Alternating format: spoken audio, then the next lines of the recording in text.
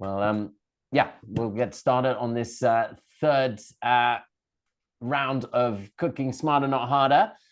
We are in week one, which is very much a mix between educational and practical. So we're not going to be cooking 5 or 6 dishes in 1 hour. We're going to build up that momentum slowly over the 6 weeks of the program. So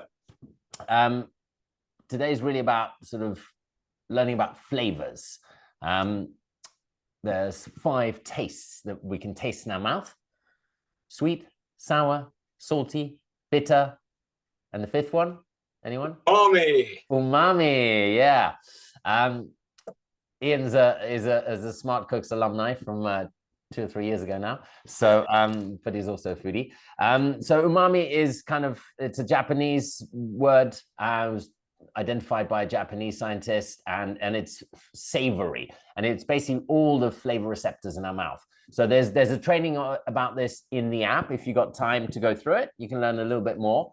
But essentially what we're trying to do is we're trying to capture all the flavors in a dish, ideally. Then you've got a real party in your mouth. But there's a few that are pretty key, and I've called those the triad of taste. And so we are going to play around a little bit first. Firstly, switch your ovens on. So your ovens need to be at 200 centigrade or 400 Fahrenheit on bake or convection. Is that fan oven? Yeah, fan is always better to start, because then it circulates the air more efficiently. Then we're going to grab some tomatoes. So if you manage to get different varieties of tomatoes, even better. It's not really tomato season anywhere. And if you're a fan of tomatoes, you'll know that they vary tremendously.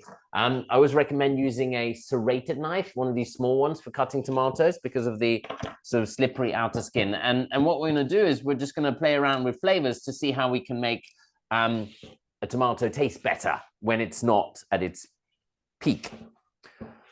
So I've got a sort of box stand. So we're just going to cut a tomato into 8, maybe, depending on how big it is. And I'm going to cut it again in half, and I'm just going to taste it and see what it's like raw. And it's really bland. This one, I mean, it looks pretty. I bought it on the vine. Usually on the vine, it's going to have a bit more flavor. The vine actually smells of tomato as well, but tomato's got 0 flavor. What did you get, Michael? Looks very similar to mine, yeah. Really similar to mine.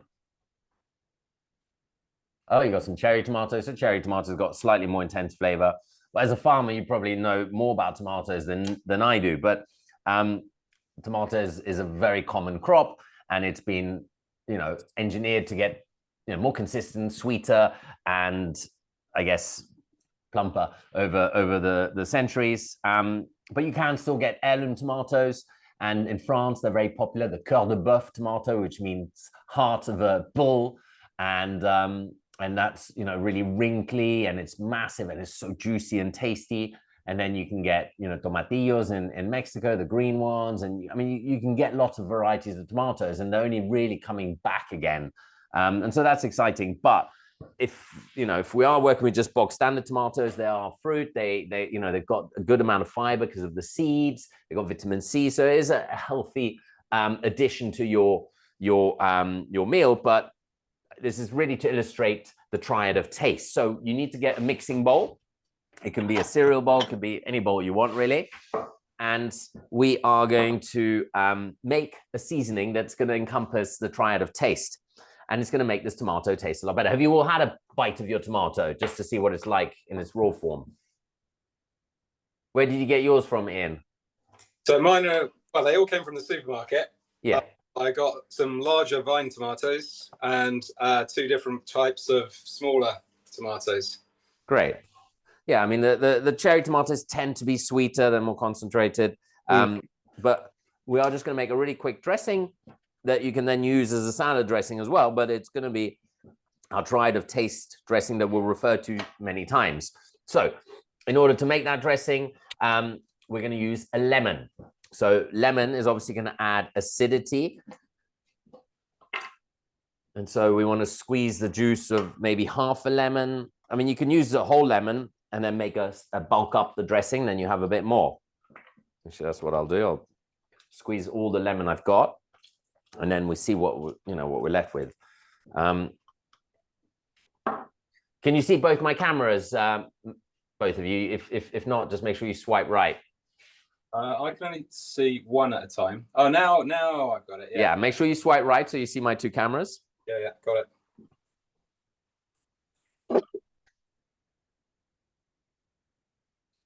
Right, so I've got, I would say, ballpark figure, about two or three tablespoons of lemon juice there.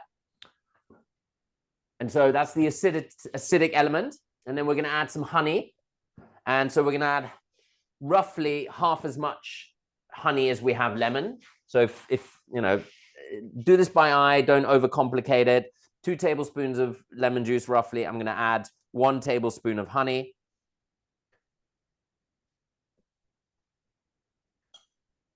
And then I'm going to add salt. And that's going to be the third element of the triad of taste. We've got sour, sweet, and salty. And I always recommend people to grind their salt or buy pre-ground sea salt.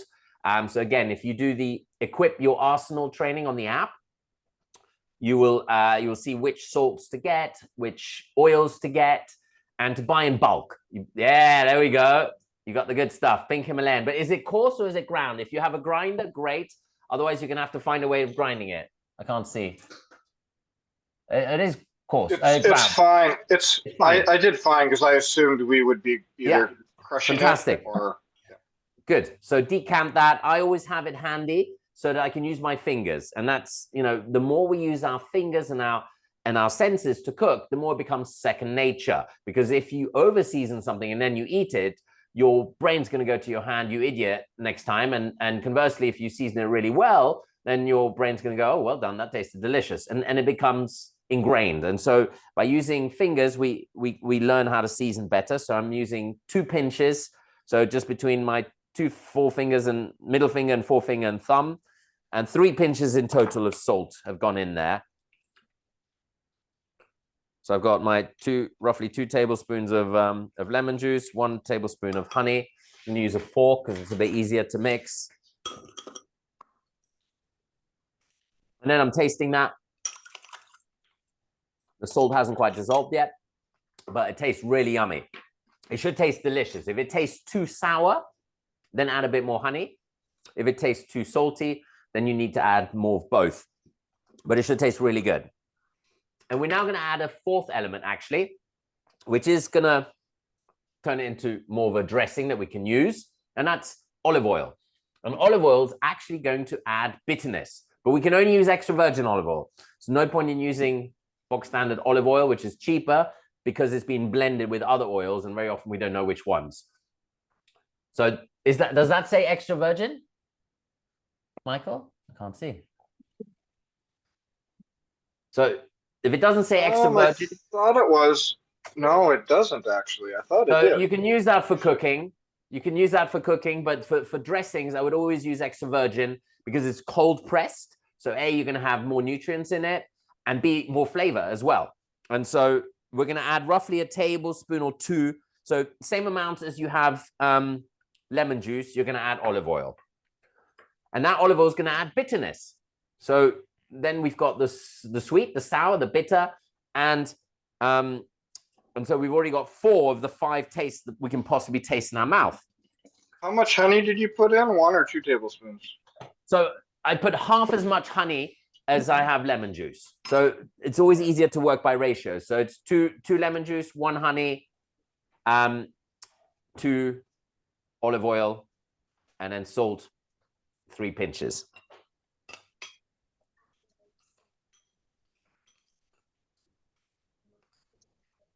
Okay, well, I'll come to you later, sweetheart. And then make sure you taste it, guys, because this should now taste absolutely delicious. Because especially if you're using extra virgin olive oil, you've got that bitterness coming through.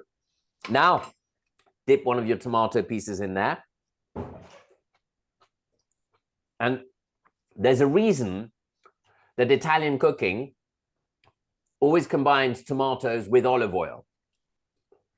And that reason, they might not know it, But one reason is that actually vitamin C is a fat-soluble vitamin. So it actually helps if you consume vitamin C with fat. You're more likely to absorb it in the body. And so tomatoes have vitamin C. Obviously, the lemon juice has vitamin C. So we're going to be absorbing much more of those nutrients as well. So that's our Triad of taste dressing that you can use for salads, for the tomatoes. So, you know, I said on the list, get a head of lettuce. I love these baby gem lettuce that have got a bit of red on them. That red is ever so slightly healthier. You know, anything that's sort of purple or red or blue, blueberries, have all got more antioxidants in them, generally speaking. And so I'm just going to cut up this lettuce into 1-inch chunks like that, getting rid of the stalk, and that's it. I've got a really quick, simple salad. And this is really important because more and more research is showing that actually, you know, the Mediterranean way of eating, whereby you start with a salad, or you start with olives, or you start with, you know, cold antipasti, you know, pickled fennel or something like that, is a really healthy way of starting a meal, because you're starting with fiber. So, you know, these are all insoluble fibers in the lettuce, in, you know, antipasti. And olives have got a certain amount of fiber, but they've also got really good fats. And if you start with fiber and healthy fats and protein eventually, so even if you had like a beef carpaccio, and then carbs as the very last thing, then that slows down the glucose spike that's going to affect your body by having all this fiber first. And so we, you know, breakfast, as you well know, means breaking fast.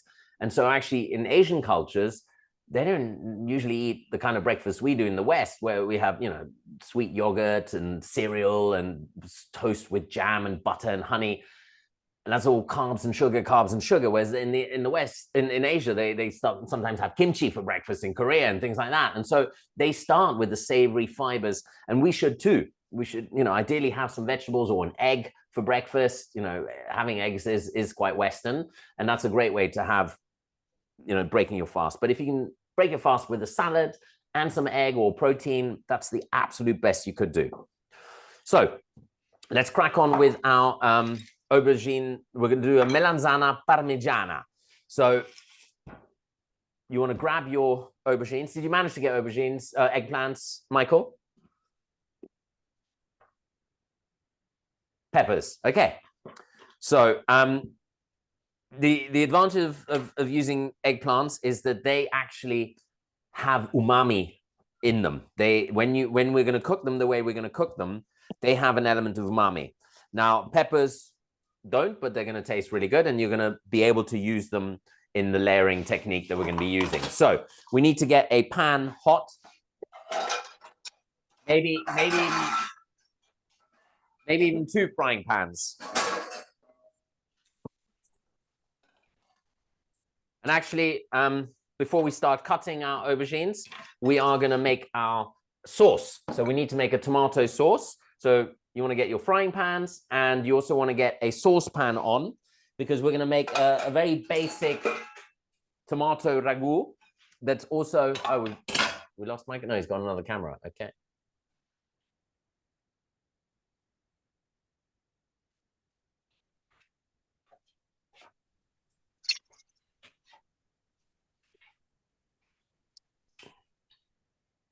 Right, Michael, we're actually going to start with a sauce first. So you're going to need a small saucepan about this big, and the passata.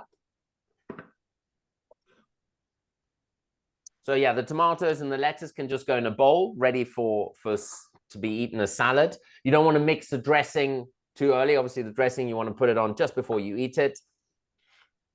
And we're going to make a tomato sauce that can be used for pasta. It can be used for this dish that we're making. It can be used to make a lasagna later. So it's a really versatile base sauce. And you're going to need the tin of tomatoes. You're going to need garlic, olive oil, and salt, and basil. So we get a saucepan on, big enough to fit your tomato sauce. What kind of tomato sauce did you get, Michael? Great. So that's crushed tomatoes. You've got about, is that 14 or 16 ounce? 28. 28 ounce. Okay, so that's double what I've got. So you're going to need 4 cloves of garlic.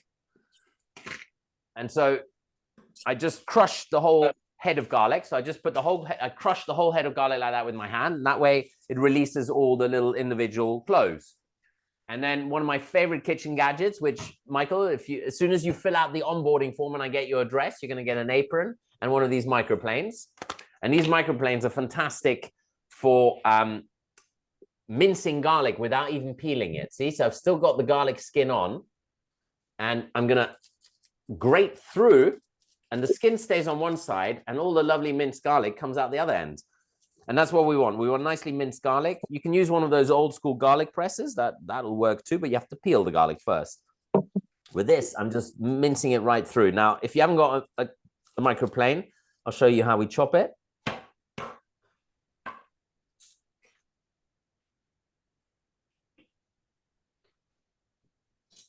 So you want to take the side of a blade, place it over the garlic clove and give it a quick slap. And as you give it a quick slap, that'll release the leaf, the outer skin quite easily. And then you can chop your garlic lengthways first. So you slit it lengthways and then you turn it 90 degrees and chop across. And that way you get a really fine dice. And that's good enough. Mincing will go even faster, but that's good enough, the fine dice. Then my pan is already really hot. So I'm actually going to put some cold water in it just to cool it down a little bit, because I don't want the garlic to burn. This is really important. We just want the garlic to sizzle. And so I am going to use extra virgin olive oil here because we're not cooking at high temperature. So I'm going to maybe put 2 or 3 tablespoons of olive oil in my saucepan. And I'm going to drop my garlic in there. And I'm off the heat here because I know I've got quite a lot of residual heat. And whatever we do, we don't want to burn this garlic. If the garlic starts to go brown, quickly add your tomato sauce. What we're trying to do here is just very lightly fry the garlic, okay? So you see it's still sizzling in the residual heat of my olive oil, residual heat of my pan, and I can smell garlic in the air, and that's kind of enough almost. It's just softening and starting to activate the garlic. So very quickly, I'm going to put in my chopped tomatoes before the garlic turns brown. This is really important because otherwise it goes bitter. So I put in my tomato. And it's going to take a while to heat up. So in that time, I'm going to add a little bit of salt. So I'm going to show you again here, a bit closer. There we go. So 1 or 2 pinches of salt just to start. Later on, we can season it more. And then it's very important to put a lid on it, guys, okay? Because this is going to start spitting everywhere. And so you don't want to redecorate your kitchen. Yes. Is this all done in the same frying pan? So we're using a saucepan, not a frying pan. You want to be using a slightly higher pan that you can cook out in.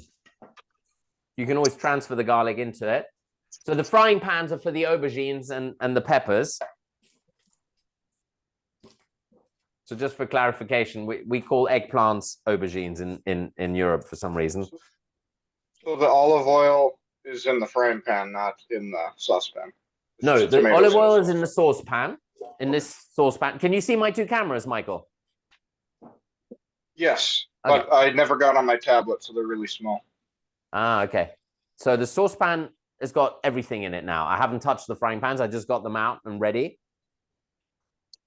And I'm going to put a lid on my saucepan, and I've turned the heat down a little bit so it doesn't cook too fast. Because what we're doing is we are intensifying the tomato.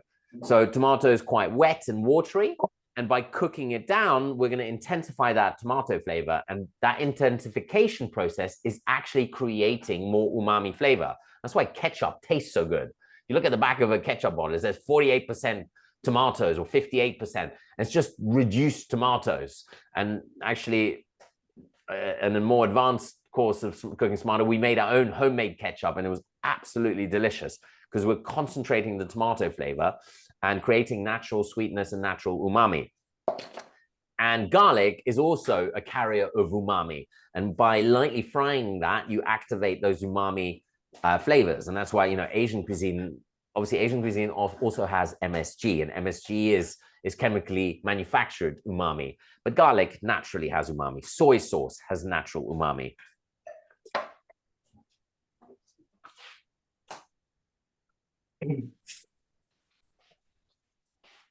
So what does MSG stand for? What does what stand for? MSG? MSG stands for monosodium glutamate. Not according to Uncle Roger. And what does it stand for? More? Make shit good. Yeah, I know, Uncle Roger. Uncle Roger's a YouTube sensation who likes to think he knows everything about Asian cooking. Maybe he does. But he is very funny. He is very funny, yeah. I love his style. So in the meantime, Ian, you're going to start cutting your aubergines. So I'm just going to trim off the tip. I'll show you a bit closer here. So I've got my saucepan with my tomato sauce cooking in the background there, just reducing down slowly. Michael, how are you doing? You've got a great looking saucepan there. I like that. Yeah, I got tomatoes and olive oil in a saucepan. But did you fry the garlic? No.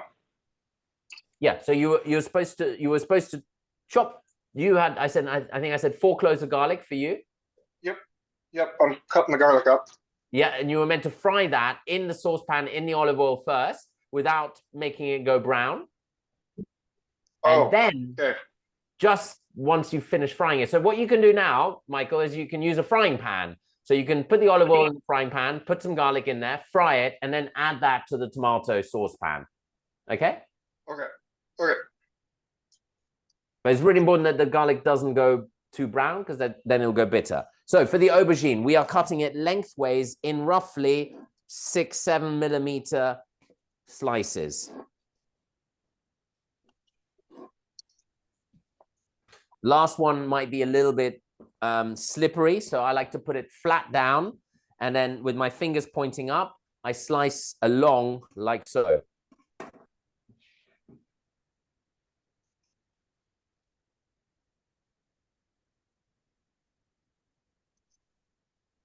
Michael, now that your oven is warm, I think you should just throw in your peppers.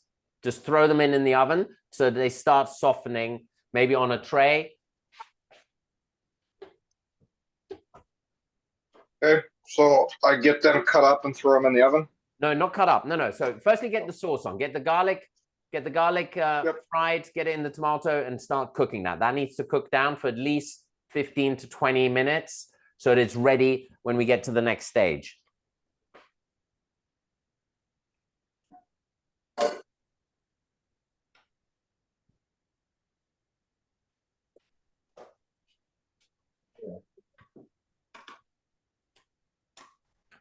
So with aubergine,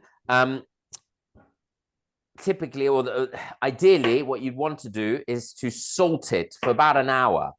And by salting it, we remove excess water because it contains a lot of water. And we would also remove a slight bitter compound. However, we're not going to wait for an hour by salting it. We're actually going to salt it and fry it straight away. And by doing that, you retain more water, but the bitter compounds don't have time to come out. So I've got 3 aubergines here. How many have you got, Ian? 2. 3 as well. Okay. 2. Well, let's so I think it said only 2. Depends how big they are. You're going to need a baking dish that's going to fit all the aubergine and the tomato sauce. And so sometimes you need 3 aubergines. Sometimes 2 very large ones is enough. Do you have any zucchini? I don't. Okay. Then you're going to have to find a dish that's small enough. What you could actually use, you could use a ramekin or 2 or 3 ramekins. I've got plenty of stuff like that to choose from different sizes, so it'll all be good. Okay, fantastic. And Michael, you got your sauce on, your tomato sauce? Yeah, I got sauce going and my garlic is, I didn't have my oil hot enough. Okay, so it's just starting to fry now. Yeah, I'm just trying to keep up here. Yeah. We're good. You know, we do go quite fast, but we've only got the one dish today, so you don't have to panic. It's going to be very. We're all going to get to the same point towards the end. What do you want me to do with my peppers? Just throw them in the oven whole.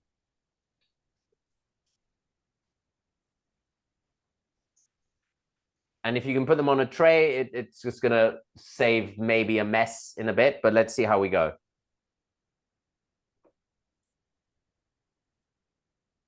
And maybe crank up the heat to 450 if you can. Right, so Ian, once you've cut up your aubergine and your pan is nice and hot, you're this time going to use avocado oil, if you manage to get some of that. I buy my avocado oil from Costco in bulk, so it's a bit cheaper. Avocado oil has got a higher smoke point, so it doesn't change its chemical composition too much when you're cooking. I mean, extra virgin olive oil, apparently it's not a big deal if you're cooking at a high temperature. It's just how long you cook for and how much of that you consume. But I think it's such a expensive oil, generally speaking, extra virgin olive oil, that I think it's always better to use at lower temperatures and seasoning, like in dressings and things like that, and then use things like avocado oil that are definitely geared to higher temperatures, or ground nut oil is meant to be quite good for high temperature as well. So I'm going to put quite a few tablespoons of avocado oil in my frying pan. And I've actually got 2 frying pans going, because that way I speed the process up. If you got the space, do that. And so what I'm going to do is I'm going to salt my aubergines and get them in the pan. So I'm salting one side and then putting it down in the pan with the salt side down, and then salting the top side.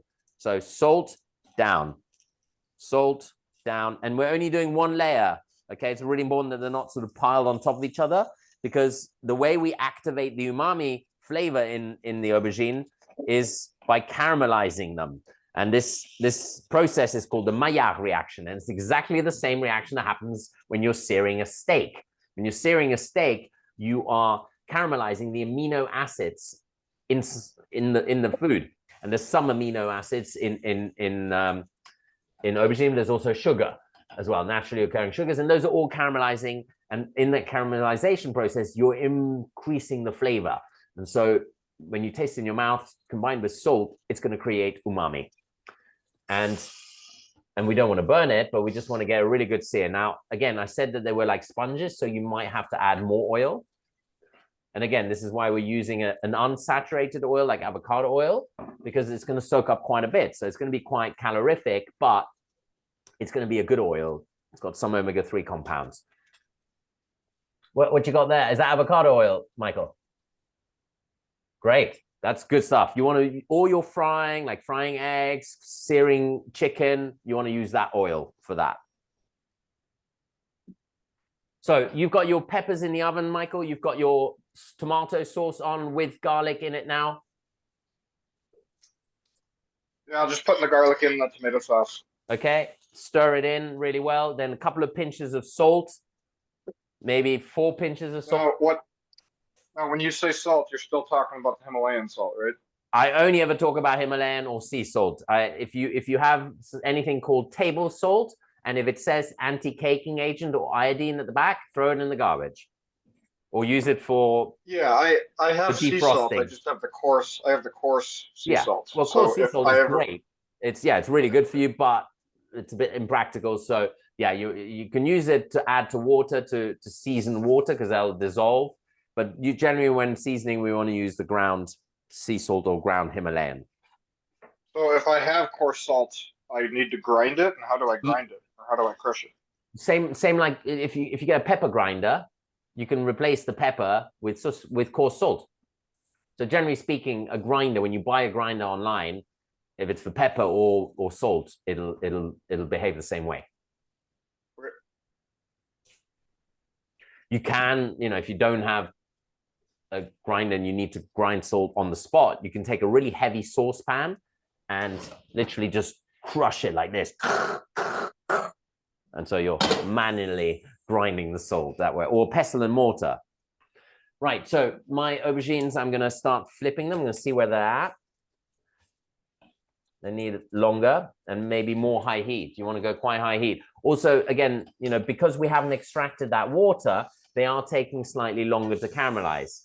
And so if you want to do this dish again with a bit more time, you can salt them. And then after about 2 hours or an hour and a half even, you'll see this water globules that will form on the surface.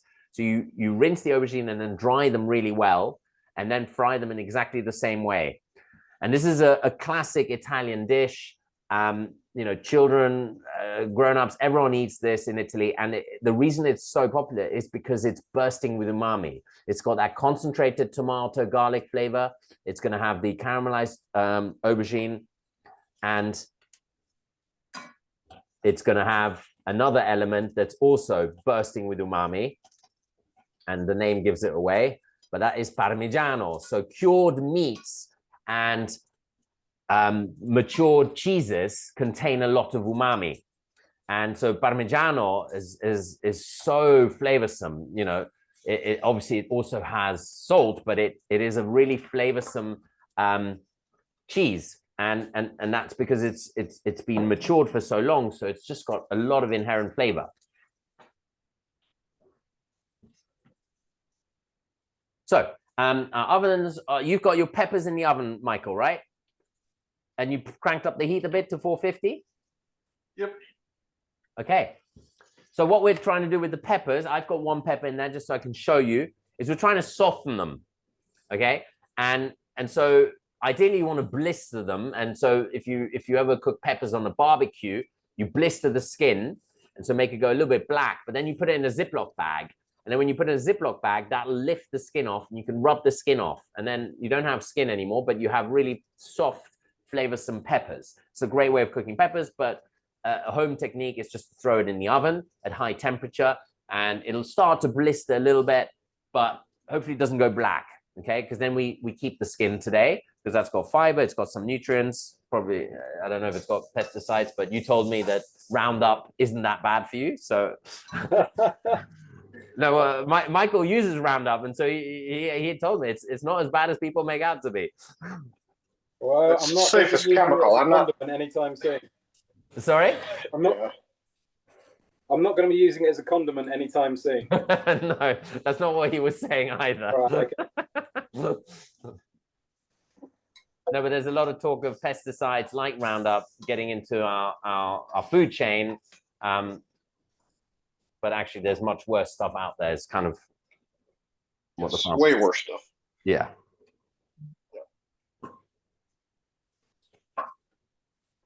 Right. So my smaller bits of aubergine are done. So I'm going to take them out and I'm going to put them on some paper to soak up any excess fat. And then these ones, I'm going to finish cooking them. We're looking for this caramelization, but all round. Okay. We want nice, even caramelization. So I'm just going to let these ones cook a little bit longer in the residual heat of the pan.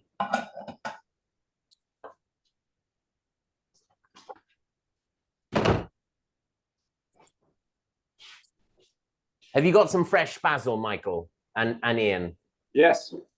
Okay, good. We'll need that later for the sauce. Fresh basil. Some fresh basil.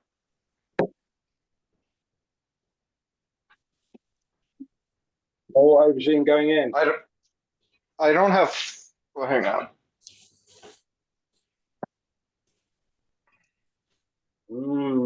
Yeah.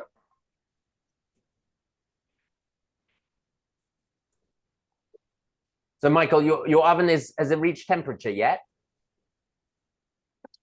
Yes, it's been at 450. I suppose it's been 5-10 minutes. Good. And are your peppers blistering yet? Because mine are. Well, mine is. I've only got the one there. No. No, this is how it's blistering. See, that's the effect we're looking for. All over. Did you see it or not? No. That sort of no, I'm definitely not. Yeah, so maybe you need to crank up the heat more, or it'll suddenly happen. How many peppers have you got in there? 3. Have you got any more? Do I have any more? Yeah. Well, they're pretty big peppers. I got big yellow, big green, and big orange pepper. Good. So yeah, did you apparently a green pepper is an unripe pepper, a yellow one is a sort of semi-ripe, and then a red one is a fully ripe one. And that's why red ones tend to be a little bit sweeter and green ones a little bit more bitter, what I heard. Right, I'm gonna dry my aubergine. So I'm putting on a paper towel to, as I said, soak up that excess fat. So Michael, you're also gonna need a baking dish that is gonna fit maybe 2 or 3 layers of peppers, tomatoes, as in the tomato sauce, not raw tomatoes, the tomato sauce we're making.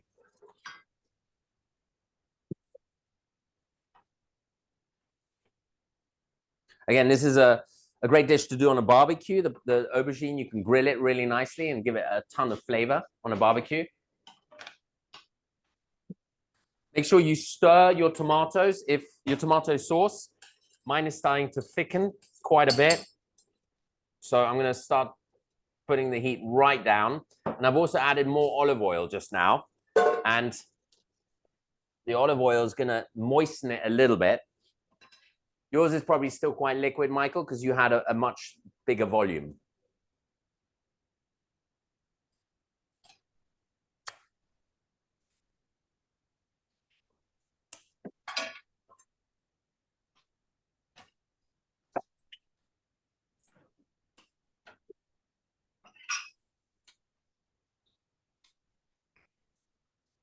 Right, since it was Valentine's Day yesterday, I've got these lovely heart-shaped baking dishes. So that's what I'm going to do my Parmigiana in.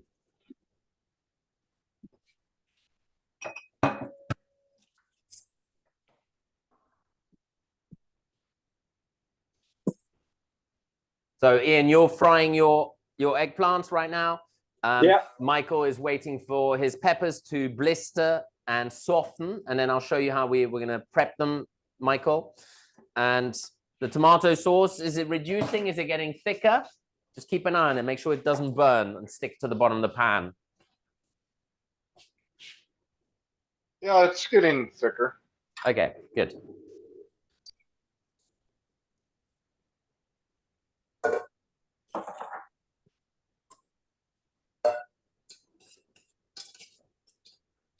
So yeah, Michael and I are both using chopped tomatoes, so they're not going to be quite so silky and smooth. I noticed Ian had a passata, which is a smooth tomato sauce. It makes life a bit easier and quicker. But I quite like chopped tomatoes. I like that bite. So I've prepared my salad, so that's ready to go, but I haven't put any dressing on. I've got my dressing here. I always keep some jam jars. So I've always got empty jam jars. And so I'm going to put my Triad of taste dressing in there.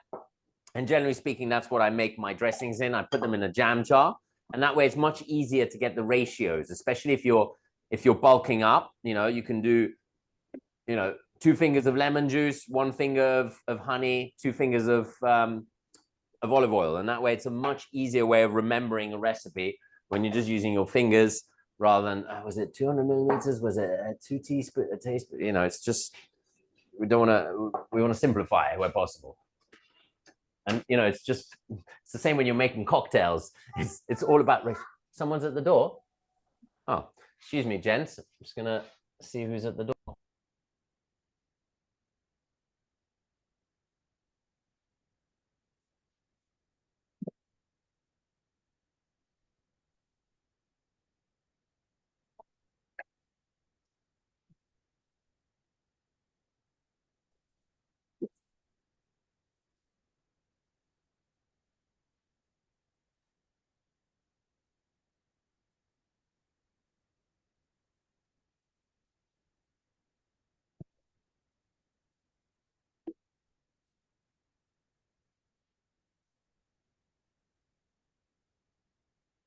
Mm.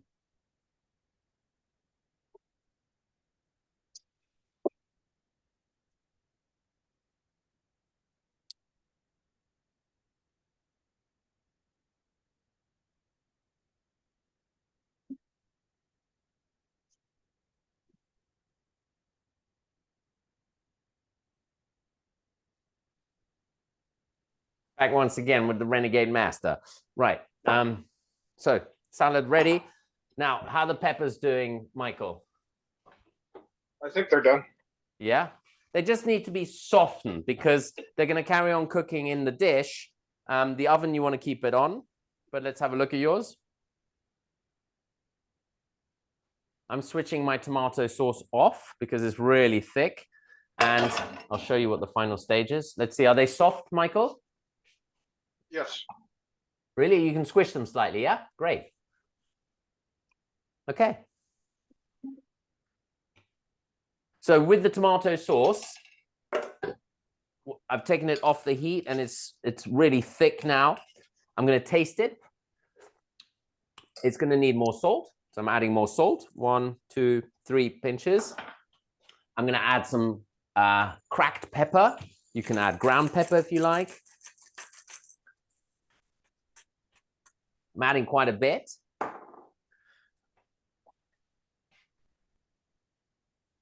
And so I've added salt and ground pepper to the tomato sauce. And pepper is going to really help bring out the sweetness of the tomatoes. So it's got this innate ability to just bring out sweetness. And so very often it's used in desserts. So I first discovered this French chef showed me that if you add it to banoffee pie, especially if the bananas aren't super ripe, it makes it taste sweeter. And the same with strawberries. Sometimes strawberries can be a bit tart. You add pepper to them, and it's going to make them taste sweeter.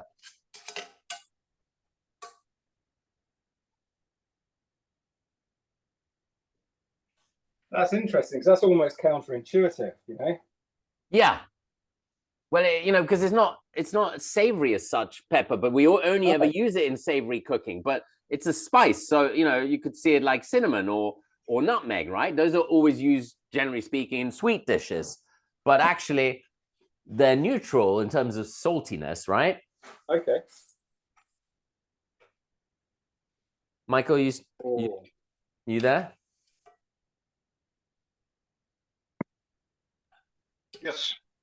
So I'm now adding the basil to the sauce. So I've got 2, 4, 6, 8 leaves. You may want to use 12 leaves of basil or 14.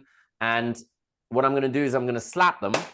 And by slapping them, I release the essential oils. And then I'm going to just tear them with my fingers and put them into the hot sauce. Can you say that again? You did what to them? I slap them like that, just once. And that releases the essential oils. Then you tear them and then you put them into the sauce and you stir it. And as they wilt into the sauce, that lovely basil aroma is going to infuse the sauce. And, you know, so you just tear them. You don't cut them. You tear them. I just tore them. Yeah. You can finely chop them, but there's no point because they're going to shrink and wilt so much that actually this is a much quicker and easier way. And it's, you know, you're going to have nice, soft chunks of you said about 12 leaves for your amount. You could probably even go more. I would do maybe 20 for yours because it's such a nice flavor. But make sure you taste it afterwards. And if it needs more salt, add more salt. This is a really simple pasta sauce. I've also added more extra virgin olive oil because the other thing that oil does, it carries all the flavors around the mouth. So it holds them in suspension so that your mouth tastes everything. And so, you know, whenever there's oil in the food, it'll generally taste better, or butter even, you know, any fat. Right, that is done and ready.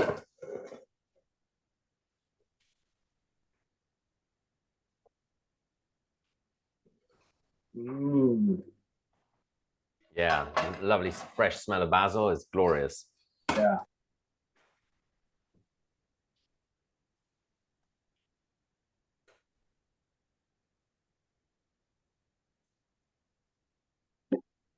Oh, yeah.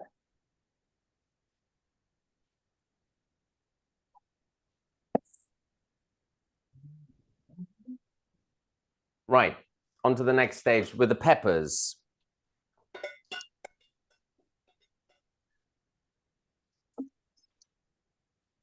So Michael, for the peppers, you see mine has started shrinking as well, which is great. So what I'm going to do is I'm just going to push the the tip in and try and pick it out. If it doesn't come out easily, I'll just cut it out. So I'm just cutting the, what is it? The stalk, sorry, the stalk. And hopefully with the stalk come most of the seeds. You basically want to get the seeds out. And then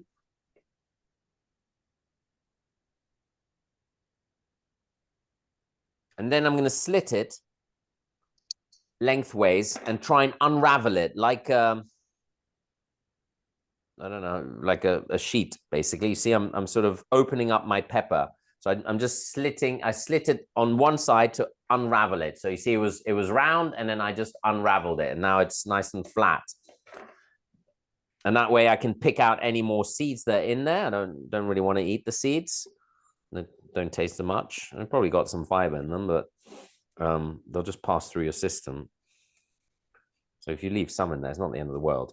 And again, peppers will also have some of those bitter compounds. Those bitter compounds are actually slightly detoxing. So they're not bad for you, but I think for me, I don't like the taste that much. So the idea is to unravel all your peppers like this, Michael. So you create like a sheet, and and you're basically making it similar to our eggplant, you see? So I've got a sheet of green pepper and a sheet of eggplant. And so we're now going to assemble our dish. I was going to use these little ramekins, but it doesn't illustrate the point very well. I'll show you in this white dish, because then it's a bit clearer for you what we're doing.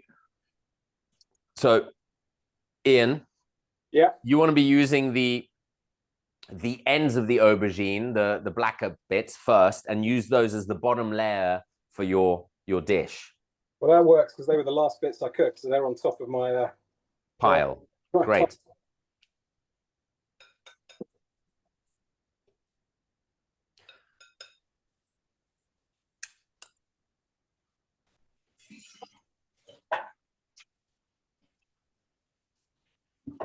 I'd like to say that was by design, but that'd be a lie.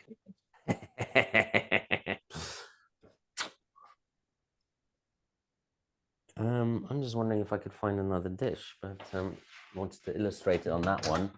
Well, I'm going to switch back to my ramekins, and so basically what we're doing is we're doing one layer of aubergines or peppers. Then you're going to put a layer of tomato over it. Then you're going to put another layer of grilled aubergines or peppers, whichever one you're using, and then another layer of tomato. And if you can, a third layer of aubergines and tomatoes. But if you only get to 2 layers, that's fine. But the top layer needs to be tomato. And then I'll show you what the next stage is. So start building it. I'm going to trim my aubergine down so it fits inside my ramekins. And there's no shame in doing that. I'm not going to waste any bits. I'm not frying the peppers. Now that they've been cooked, I don't fry them. No, they are, they're softened, because we're now going to put the whole thing in the oven, and then they're going to finish cooking.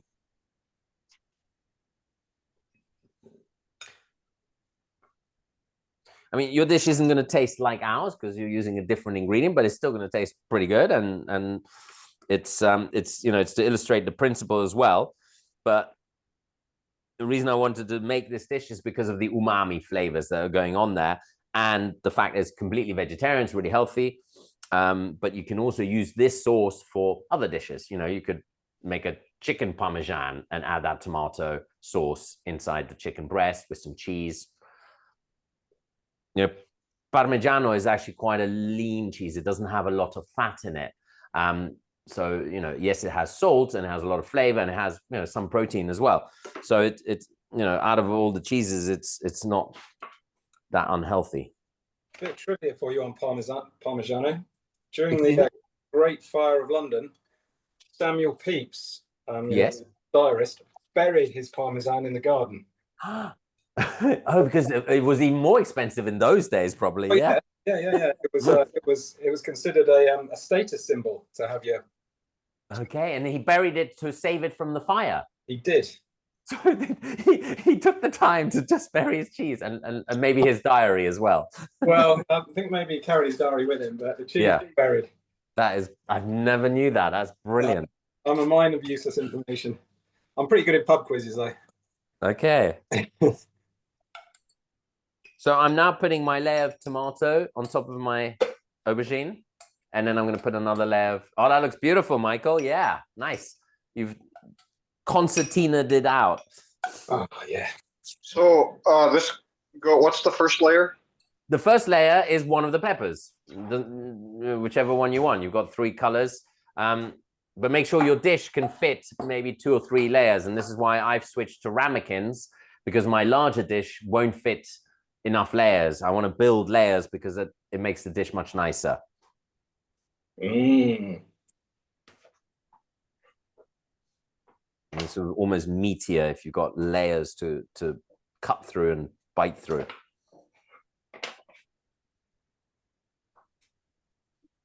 And so I'm on my second layer of aubergine, another layer of tomato. So pepper, tomato, pepper, tomato, pepper, tomato. Is that what we're doing? Correct. But make sure your tomato sauce has got the pepper, as in the ground pepper, salt, basil, extra olive oil, and taste. It should taste really delicious. You should want to just eat it like that. If it doesn't taste delicious, add more salt. Looking good. Most things taste delicious to Norwegian taste buds. Most things taste how? Most things taste delicious to Norwegian taste buds. Oh, yeah. You've got Norwegian ancestry, don't you?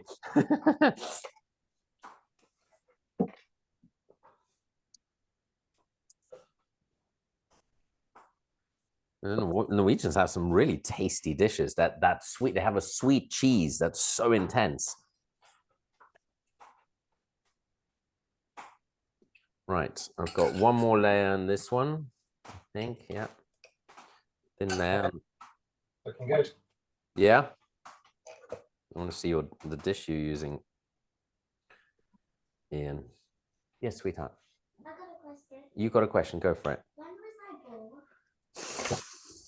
Well, that's a random question, but which year? Yeah. 2017. Oh, okay. Oh, is the iPad asking you that? I see. It's not going to let you.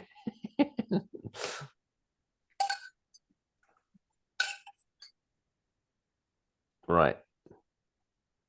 Your children have remained incredibly quiet, Michael. What did you do? They're a movie, Ah, great. and one of them came in and pointed at the tablet. So can I go on the tablet? I said, yeah. And I understand. Congratulations in order. You're engaged. Yes. Yes. Wow. Congratulations. Thank you. Ian is also engaged. I am. You. You got some catching up to do, Gregory. Yeah. Take your time. Well, stage 1 is complete.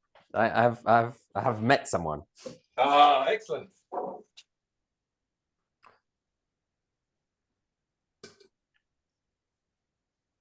So as I said, Michael, with the peppers, you know, if they're really blistered like mine is, you can peel the skin, and then it'll be even, you know, it'll be smoother and nicer to eat. But the skin's got good fiber, it's got flavor, so I think you'll enjoy it. So I probably got too big of a dish, but here's what I got. Yeah, that's what I said would happen. Yeah. Hold on, how many layers have you got there? 3 layers. You got 3 layers, but too big a dish. It's not going to work. It's going to. So you need to find a smaller dish. Oh, okay. This is why I split into 2 smaller ones.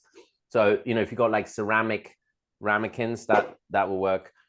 Because if it's too wide, it's just all going to collapse, and you're not going to get those layers.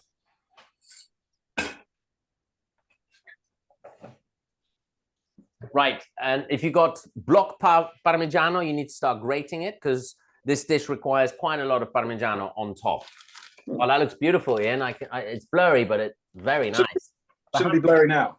How many layers did you get on there? 3. Oh, fantastic. Wow, good one. That looks great. Yeah, so now sprinkle it really nicely with plenty of Parmigiano. Okie dokie. I've got pre-ground Grana Padano. Grana Padano is a little bit cheaper, marginally, and it tastes just as good. Okay, good to know. Yeah, it's the direct competitor of Parmigiano Reggiano, and it's maybe £2 per kilo cheaper. So if I use a lot of it, so that's why it's worthwhile.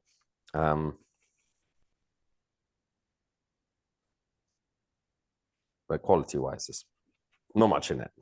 I mean, there's some very old aged Parmesan wheels, which are probably incredible, but you wouldn't use that for a dish like this.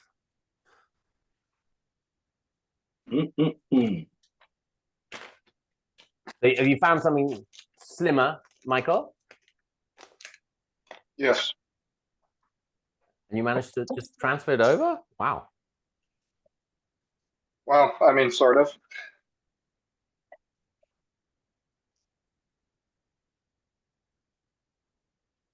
Oh man. So the protein in this dish, there's some in the cheese. Presumably there's not much elsewhere, right? No, that's right. Oh, that works, Michael. Yeah. So squish it down a little bit. And if you got more sauce, fill the gaps and then cover it with like, you know, this much Parmigiano. No, this is, you know, in Italy, as you know, Ian, often the pasta dish will be a standalone dish and they won't necessarily have any protein with it. And so this is similar. This is often a starter or it could be a side dish. But, you know, ideally, yeah, you should have protein with every meal, and there's not a ton of protein in this. So it's really up to you if you want to supplement it with other proteins. I wouldn't add it to the dish, but I would use this as a side. And this is a really delicious side to have with a piece of fish, like white fish with this. Delicious. Okay. You know, chicken, obviously, as well. Chicken, aubergine, and cheese go well together. Oh wow! Right. Beef, maybe not so much. Beef, because this is quite a fatty dish. You know, we've used a lot of oil. The aubergine soaked it all up. There's a lot of Parmigiano, and if you have a sort of rich beef as well, that's a lot of fat, and your body's gonna go. You're gonna get full very quickly. So a lean protein would be better. Okay. Yeah, white fish, really quick to cook. In week 3, I think we're going to go through how to cook white fish en papillote, so steamed and also pan fried. Okay, it's looking good. Right, and then bung it in the oven. We're not going to wait for it together to finish, but you put a timer on for maybe half an hour to 40 minutes until it's bubbling and brown. You want the cheese to go nice and brown and bubbling, and that's an indicator that it'll be done.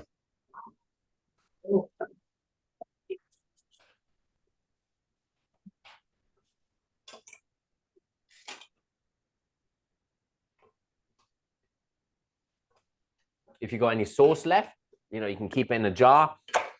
As I said, you can put it in a Ziploc bag and freeze it. It's always worth, you know, Michael had a nice big tin, always worth buying a bigger tin and doing it, because the time it takes to cook is pretty much the same. And the time it takes to, you know, mince 4 garlic cloves versus 2 is pretty much the same. So, you know, you save time and you have more food that keeps. All right, starting the timer. Here we go.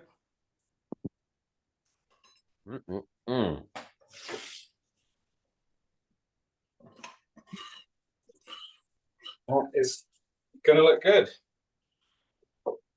Yeah, yours looks beautiful, Ian. Mine is a bit lost in the ramekins, but I mean, it's really high up, so mine's probably going to bubble over a little bit, but it'll still taste good. Right, Michael, that looks good. Have you got more cheese? You want more cheese on that? If it's real Parmigiano, more cheese? I would put even more just to get all the corners so that it's all covered. You got the real deal. It's always good to buy a block of Parmigiano because A, you know it's the real deal. B, it lasts longer. You know, cheese can go moldy, and if it's pre-ground, often it's been pre-ground in a factory much earlier, might get any moisture in it and it'll go bad. Whereas a block like that, you just shave off the moldy bits and you use what's left. The guy at the Walmart checkout gave me props. And he gave you what? He gave me props for getting this cheese. He said, "This is the best cheese you'll find." What he told me. I've never bought any before. Good. Well, yeah. Then that means I spent a long time looking for all the ingredients.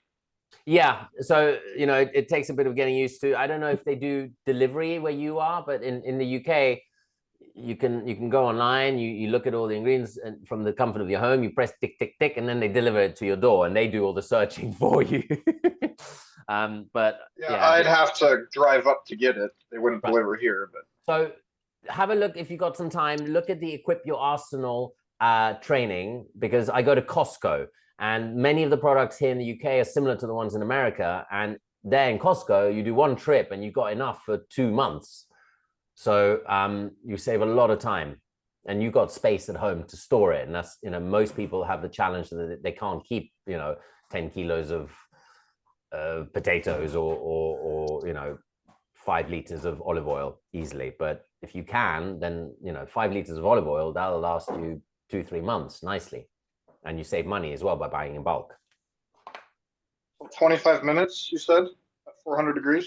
So yeah, 25 to 30 minutes at 400. Yeah, you turn it down to 400, and until the cheese is brown and the whole mixture is bubbling, and then you let it cool down because it's going to burn your mouth.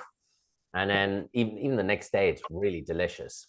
So you should be able the next day, talking about that for the next day, would you reheat it just in the oven, or? So if you haven't touched it, definitely reheat in the oven. If you have touched it, I would take a piece out and make sure you sort of encase it, because the liquid, it'll have a tendency to splay out. So I mean, I often microwave it. You know, it's got so much moisture in it that microwaving it is fine. You know, there's no crispiness to it. So Awesome. Microwaving is a really easy way to reheat it and have a quick meal. Sounds good. All right, gents. Well done. We did that in exactly an hour. First dish nailed. What are the key learnings for you, Michael? I was extremely overwhelmed with how fast things went, but that's just in my head. Yeah. I have 0 cooking skills. I shouldn't say 0. I have 0 thinking for myself. Like, I'm like very boom, boom, boom, boom on directions when I cook. So I get HelloFresh meals. I keep all the recipes. I buy the own food and I cook them. And I'm very like to the T, because I know I have 0 confidence, so I'll mess it up unless I'm following every rule. So I don't have this whole flow in the kitchen and grab this, grab that, throw it in, taste it. So I was like 3 steps behind the whole time. But I also had 2 kids begging for snacks when we started, and which makes it so much more challenging. But in a way, this kind of cooking lends itself better to that environment, because if you're following a recipe, you always have to then find again where did I leave off, and then go back to that. Whereas if you're flowing, if you've got the bottle of olive oil in your hand, you go and attend to the kids, you look at your hand, you still got the bottle of olive oil, so you know that's what you were doing. But granted, it is a bit overwhelming at first, but hopefully Ian can attest that over time it'll suddenly become easier. So yeah, I mean, no, go ahead, Ian. I was going to say, well, for me, you know, I was struggling last time because I was moving around so much, and I think I missed a few as well. So it's great to come back to it.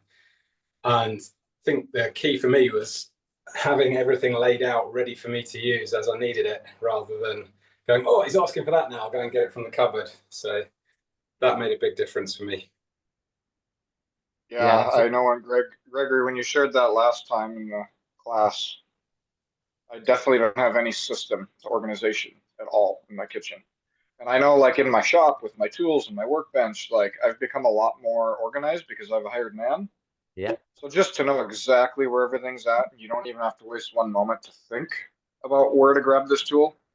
And so I need to get my seasonings all in a spinner tray or something together. I need to get all my oils together. I need to get all my bowls and utensils in a more strategic place, I guess, because I was all over the place. Like, and that's okay. So, you know, the step one is always just for the ingredients for the class is put them all together in one corner of the kitchen so that you visually can see them. So that's step one.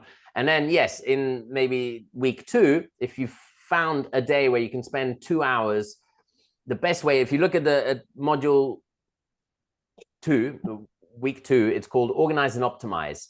And basically what I do is I strip my whole kitchen. I take everything out of the cupboards and put them all on the floor, clean floor.